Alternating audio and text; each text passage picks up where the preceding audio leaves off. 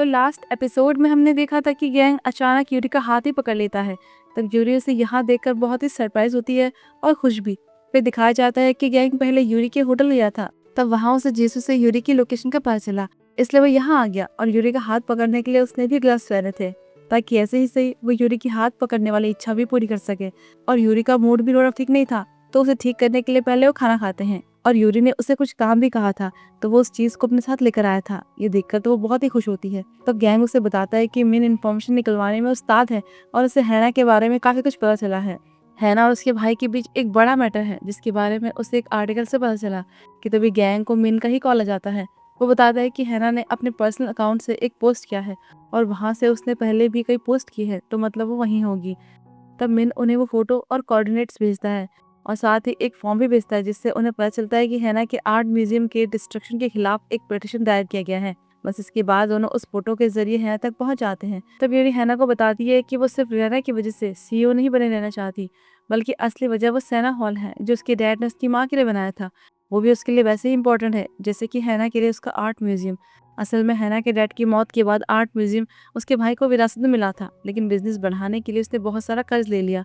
हैना उसे खरीदना चाहती थी, पर पहले उसे अपने भाई का सारा कर्ज चुकाना होगा, पर इससे भी पहले कहीं वो प्रॉपर्टी तोड़ ना दी जाए। तब यूरी उसे बचाने में उसकी हेल्प करने की बात रखती है, बस बदले में उसे भी यूरी की हेल्प करनी होगी।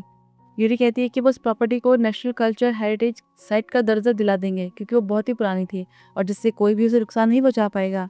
उसके बाद अगर उसका भाई उसे प्रॉपर्टी डीलर को बेचने के बजाय रैना कल्चर फाउंडेशन को देता है, तो वो उसे अपने अंडर में ले लेंगे, उसे सेफ रखेंगे और आर्ट और कल्चर स्पेस के तौर पर चलाएंगे। तो हैना कहती है कि चलो ये सब हो भी गया, लेकिन इसकी क्या गारंटी है कि उसके 3% शेयर से यूरी जीत जाएगी। अगर वो हार गई तो उसका वो दूसरा वाला ऑफर भी हाथ से निकल जाएगा ना। पर यूरी से प्रॉमिस करती है कि वो सब कुछ कर सकती है, उसे बस हैना का साथ चाहिए। लेकिन हैना को सोचने के लिए थोड़ा टाइम चाहिए था, क्योंकि इतना बड़ा फैसला वो जल्दबाजी में नहीं करना चाहती थी।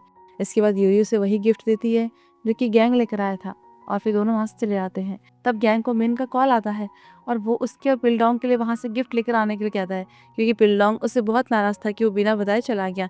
बस इसके बाद दोनों घूमते फिरते शॉपिंग करते खूब इंजॉय करते हैं। तब यूरी उसे यहाँ आने के लिए थैंक्स करती है, पर उसे ये भी डर था कि उसका हाथ पकड़ने से उसे कोई भूत न दिख जाए। तब गैंग उसे छेड़ता भी है कि मुझे तो भूत दिख रहे हैं, लेकिन वो बस मजाक कर रहा था। इसके बाद दोनों यूरी के होटल में जाते हैं। तब यूरी उसे 12 साल पहले वाले अपने इंसिडेंट के बारे में बता देती है, जो उसे याद आया था, और वो नेकलेस के बारे में भी जो उसे मिनवान ने दिया था, पर अब उसे नहीं पता कि वो कहाँ है। तब गैंग कहता है कि कोई बात नहीं, वो हम धीरे धीरे पता कर लेंगे। पर इन सब में गैंग उसका बिना ग्लव्स के हाथ पकड़ना चाहता था, लेकिन यूरी मना कर देती है कि वो जिससे प्यार करती है उसे ऐसे सफर करते हुए नहीं देख सकती। अब हाथ तो नहीं पकड़ सकते, पर किस तो कर ही सकते हैं। फिर अगली सुबह गैंग की आंख खुलती है तो वो वहीं सोफे पर सो गया था। फिर यूरी के उठने से पहले ही वो उसके लिए कॉफी और खाने का सामान लेकर आ जाता है। इसके बाद वो कोरिया के लिए निकल जाते हैं और यूरी भी टाइम पर शेयर होल्डर्स की मीटिंग में पहुंच जाती है। तब जैसे यूरी को बताती है कि हैना खुद मीटिंग में नहीं आए, लेकिन उसने अपना आदमी भेज दिया है जो उसकी तरफ से वोट करेगा। इसके बाद वोटिंग शुरू होती है। सबको लग रहा था कि यूरी शायद सीईओ की पोजीशन खो देगी, लेकिन आखिर में रिजल्ट आता है और यूरी सिर्फ 1% के डिफरेंस से अपनी सीईओ की पोजीशन बचा लेती है। ये देखकर तो गेही उसके बच्चे और डायरेक्टर डॉन का मुंह उतर ही जाता है। यूरी को कॉन्ग्रेचुलेशन करने के अलावा वो क्या ही कर सकते थे, और यूरी भी वहाँ सबको थैंक्स करती है उसका साथ देने के लिए। फिर बाद में वो हैना को कॉल भी करती है, क्योंकि उसके 3% वोट की वजह से ही वो जीत पाई। यूरी ने जो उसे गिफ्ट दिया था असल में वो डोन की पेंटिंग थी, और यूरी जानती थी कि हैना ही उसकी असली कदर कर सकती है। तब हैना को भी वो बहुत पसंद आती है, और यूरी उसे ये भी कहती है कि वो अपना प्रॉमिस जरूर निभाएगी। लेकिन इस बीच यूरी की जीत से मिनवान का गुस्सा तो 7वें आसमान पर पहुंच गया था। यूरी को हटाने के लिए उसने कितना कुछ किया, लेकिन क्या हुआ। और वहाँ यूरी मैनेजर बॉन्ग और जीसू को थैंक्स करती है कि उनकी वजह से ही वो ये सब कर पाई। फिर वो दादी को गेही के स्लश फंड की फाइल देती है, क्योंकि अब वो गेही को फैमिली समझकर ऐसे मनमानी करने नहीं दे सकती। तो अब स्लश फंड के साथ साथ गेही एक और चीज में फंसने वाली थी। उसके भाई प्रोसिक्यूटर गेदोंग ने एक पेंटिंग का यूज एक पॉलिटिशियन को रिश्वत देने के लिए किया था, ताकि वो एक बिल्डिंग लाइसेंस हासिल कर सके। और वो पॉलिटिशियन कोई और नहीं, संजय के डैड थे। मतलब दोनों भाई बहन बुरी तरह फंसने वाले थे।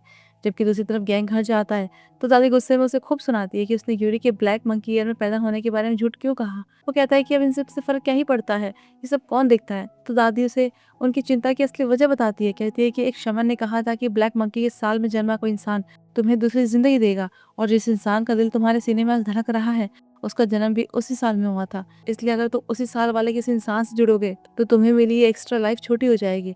इसलिए दादी गैंग को 3 दिन का टाइम देती है कि यूरी से सब कुछ खत्म कर लो। गैंग उन्हें समझाता भी है कि वो यूरी को सच में बहुत पसंद करता है, पर उनके लिए भी तो गैंग की जान से ज्यादा कुछ जरूरी नहीं था। इस बीच मिनवॉन के दिमाग में कुछ खिचड़ी पक रही थी। उसे भी चियोन आर्ट गैलरी के स्लश फंड के बारे में पढ़ा था। वो समझ आता है कि अगर स्कैंडल बाहर आ गया तो रैना की रेपुटेशन और शेयर प्राइस दोनों बुरी तरह गिर सकते हैं, और यही मौका वो अपने फायदे के लिए इस्तेमाल करना चाहता है। वो यही से कांटेक्ट करता है और उससे टीम अप करने का फैसला करता है। उसका प्लान था कि पहले किसी स्कैंडल की वजह से रैना के शेयर्स की कीमत गिराई जाए और फिर वो कम कीमत पर रैना के शेयर्स खरीदकर पूरी कंपनी को सीएल ग्रुप के साथ मर्ज कर दे, यानी अपनी कंपनी के साथ। वहीं गैंग यूरी को इतना मिस कर रहा था कि उससे मिलने से घर ही पहुंच जाता है। तब गैंग की वो भूत देखने वाली बात ताजा हो जाती है, क्योंकि सबसे पहले उसने बच्चे का भूत यही देखा था। तब यूरी से बताती है कि उसने वो 12 साल पहले वाले एक्सीडेंट की कुछ रिपोर्ट्स देखी, लेकिन उसमें उसे उस नेकलेस का कहीं जिक्र नहीं मिला। तो वो सोचते हैं कि क्यों ना जिन लोगों ने उस दिन यूरी को बचाया था उनसे बात की जाए। फिर अगले दिन मिनवॉन को देखते हैं, वो गैंग के सीनियर ऑफिसर से मिलता है और यूएन म्यूजियम के केस के बारे में बात करता है। असल में गेही का भाई गेदोंग उनका राइट हैंड था, तो अगर इन्वेस्टिगेशन होती है तो उनके लिए प्रॉब्लम खड़ी हो जाएगी। लेकिन इस इन्वेस्टिगेशन से वो असेंबलीमैन पार्क को भी गिराना चाहता था। तब मिनवॉन उन्हें एक आइडिया देता है कि इन्वेस्टिगेशन करो, लेकिन गेदोंग की जगह किसी और को टारगेट करो। और वो यूरी का नाम लेता है, क्योंकि एक तरह से रैना को वही चलाती है, तो वो उसे फंसा सकते हैं। इस बीच गैंग ने एक पैरामेडिक से बात कर ली थी और उसे यूरी वाला इंसिडेंट याद भी था, इसलिए यूरी और गैंग कल उससे मिलने का प्लान बनाते हैं। उस पैरामेडिक को चोट लगी थी, इसलिए वो हॉस्पिटल में एडमिट था। फिर अगले दिन दोनों हॉस्पिटल जाते हैं, पर वहाँ गैंग की दादी उन्हें दिख जाती है, लेकिन उनके देखने से पहले वो छुप जाते हैं। तभी गैंग की दादी उसे कॉल करती है और वो यूरी से वही एंगेजमेंट तोड़ने वाली बात करने लगती है, और वो बगल से सब बोल रही थी, तो यूरी उनकी सारी बातें सुन लेती है। तब गैंग को भी उसे ब्लैक मंकी ईयर वाली सारी बात बतानी पड़ती है, लेकिन वो यूरी को समझा देता है कि ज्यादा परेशान होने वाली बात नहीं है, वो दादी को समझा देगा। फिर वो उसी आदमी से मिलते हैं। तब यूरी उसे उस पेंडेंट का स्केच दिखाती है। उस आदमी को वो दिन याद आ गया था, तो वो बताता है कि उस पेंडेंट को तो उस दिन एक आदमी फैमिली मेंबर बताकर ले गया था, लेकिन यूरी को कोई आइडिया नहीं था कि वो कौन हो सकता है। कि तभी यूरी को जिसु को कॉल आता है, क्योंकि मिनवॉन ने वहाँ अपना काम कर दिया था। उस रिश्वत के केस में अब रैना का नाम आ गया था। यूरी जल्दी से दादी के पास जाती है, कहती है कि ये सब फेक न्यूज़ है, और वहीं गैंग भी अपने सीनियर सैंग से मिलता है, क्योंकि ये साफ था कि इसमें चीफ प्रोसिक्यूटर गेदोंग का नाम था। तो रैना कहाँ से बीच में आ गया। इसलिए गैंग को बहुत गुस्सा आ रहा था कि गेदोंग को बचाने के लिए रैना को फंसाया जा रहा है। लेकिन सुयन उसे शांत रहने को बोलती है कि तुम्हारी यूरी से सगाई हुई है, तो कहीं लोग ये न समझे कि तुम उसका फेवर ले रहे हो। और साथ ही गैंग को एक और बात पता चलती है कि किसी के कहने पर डिस्ट्रिक्ट चीफ उसे एक ओवरसीज ट्रेनिंग प्रोग्राम के लिए भेज रहा है, जिसके लिए उसने 1 साल पहले अप्लाई किया था, जबकि अब तो वो कहीं जाना नहीं चाहता। और असल में ये सब मिनवॉन के कहने पर हो रहा था, क्योंकि वो सबसे पहले गैंग को पूरे से दूर भेजना चाहता था। उधर रैना में लगातार स्कैंडल की वजह से कंपनी के स्टॉक प्राइस गिरने लगते हैं। यूरी काफी परेशान थी। तभी जीसू और मैनेजर बूंग उसे अपने साथ लंच करने के लिए कहते हैं। तब पहली बार यूरी अपने स्टाफ के साथ थोड़ा रिलैक्स होकर टाइम स्पेंड करती है। इस बीच गैंग की दादी एक बुरा सपना देखती है कि गैंग का एक्सीडेंट हो गया है। वो डर जाती है, गैंग को फोन करती है। तब उसकी आवाज़ सुनकर उन्हें बहुत राहत मिलती है कि वो ठीक है। फिर अगले दिन वो गैंग की सलामती के लिए प्रे भी करती है, क्योंकि अब उनके मन में डर बैठ गया था। दूसरी तरफ यूरी गैंग को फोन करती है, लेकिन वो बाहर गया हुआ था। तब सोयन फोन उठा लेती है और यूरी को गैंग के अब्रॉड जाने के बारे में बता देती है, और ये भी कि उसे गैंग का जाना अजीब लग रहा है। उसे ऐसा लगता है कि रैना के केस की वजह से गैंग को यहाँ से बाहर भेजा जा रहा है। कि तभी वहाँ गैंग की दादी यूरी से मिलने ही पहुंच जाती है और उसे अपनी परेशानी बता देती है। कहती है कि उस मंकी ईयर की वजह से वो नहीं चाहती कि वो दोनों साथ में हों। तो यूरी भी कहती है कि ये सब तो पहले की बातें हैं, अब ऐसा नहीं होता है। वो भी कहती है कि मैं मानती हूँ, लेकिन आज तक मेरी अनहोनी होने का अंदेशा कभी गलत नहीं हुआ है, और इस बार भी मुझे ऐसा ही लग रहा है कि ये सही नहीं है। और उसे गैंग की हार्ट सर्जरी के बारे में बता देती है कि वो बहुत बार मरते मरते बचा है, इसलिए अब वो कोई रिस्क नहीं लेना चाहती। और यूरी से भी भीख मांगती है कि वो उसे छोड़ दे, क्योंकि गैंग उसे नहीं छोड़ने वाला। और वो ये भी जानती थी कि कुछ टाइम पहले गैंग का एक्सीडेंट हुआ था, तब यूरी उसके साथ ही थी। इससे तो यूरी को समझ नहीं आता कि वो क्या करे। फिर बाद में गैंग उसे कॉल भी करता है, पर वो नहीं उठाती। कि तभी उसे पता चलता है कि उसे इयॉन ड्राइवरी केस की वजह से प्रोसिक्यूटर्स ऑफिस में पूछताछ के लिए बुलाया गया है। लेकिन फिर भी वो गैंग को कुछ नहीं बताना चाहती थी। अब वो अंदर ही अंदर लड़ रही थी, क्योंकि ये सच था कि उसके साथ होने से गैंग को खतरा हो सकता है, और ऐसा एक नहीं बहुत बार हो चुका है। जब जब वो केस में यूरी के साथ रहा है, तब तब वो मुसीबत में फंसा है। अब वो फोन नहीं उठा रही थी, तो गैंग उससे मिलने सीधे यहीं पहुंच जाता है। लेकिन यूरी उससे एक ऐसी बात कह देती है जिसकी उम्मीद गैंग ने बिल्कुल भी नहीं की थी।